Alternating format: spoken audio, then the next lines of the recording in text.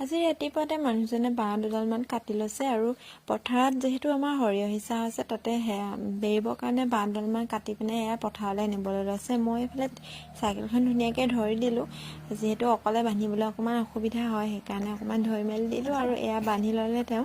আৰু এতিয়া পথাৰত থৈ আহিবলৈ গৈছে।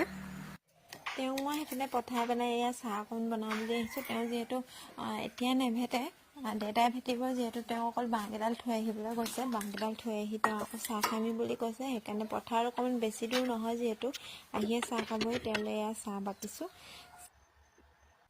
এয়া চাহ তাহ খাই তেওঁ গ'ল পথাৰত মাছ কেইটামান ধৰি আনো বুলি। এয়া শ'ল মাছ এটি পালে আৰু ডাঙৰ শ'ল মানে অকণমান ডাঙৰ এটা পাইছে, দুটামান অকণমান সৰু সৰু আৰু গৰৈ পোৱালি কেইটামানো পালে।